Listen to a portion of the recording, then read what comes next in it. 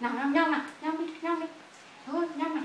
Nhâm nhâm nhâm nhâm đi, nhâm đi. Nhìn cái giữ cho nhâm.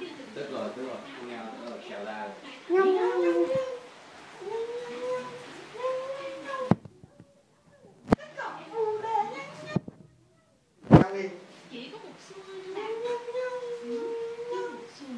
Nhìn cái gì là hỏng hết cái đấy.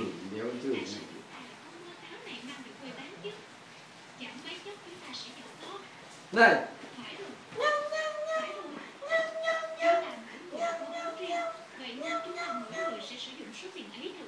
Cho nó ngồi đi. Nhông, này con đi. Đây nhông nhông.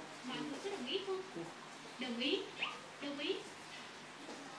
Mình sẽ dùng tất số tiền 100 lạng bạc này mua tất cả số táo ngon mang về quê bán. Ít nhất mình cũng sẽ lãi được gấp 10 lần. Mua táo về bán thì chắc chắn là sạch lãi. Nhưng tiền vận chuyển cũng khá lớn. Mà lại không lâu dài. Không cho một cái nào ấy, tự nhiên nó quay. Mà lại không mất tiền vận chuyển. Có thể một năm đầu không thu được nhiều. Nhưng sau Nhâm nhâm nói.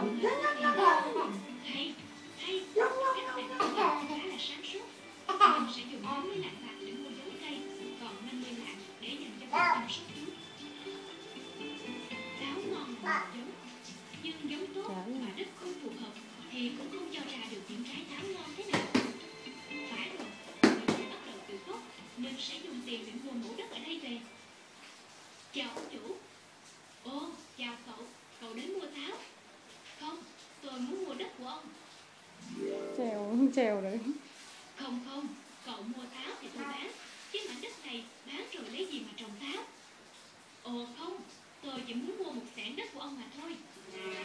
Cậu này bị làm sao vậy nhỉ? Không hiểu cậu ta mua một xẻng đất để làm gì chứ. Nhưng ta cứ bán chẳng mất gì. Một xẻng mất 10 lạng, cậu có nhận mua không? Tôi đồng ý. Đây, 10 lạng trong tay.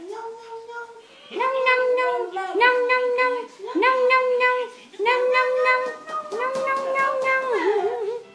Nhâm nhâm đi, con nhâm nhâm đi, nhâm nhâm đi, nhâm nhâm nhâm, nhâm nhâm nhâm, nhanh nhanh nhanh nhanh, nhâm nhâm nhâm nhâm nhâm, nhâm nhâm nhâm nhâm nhâm.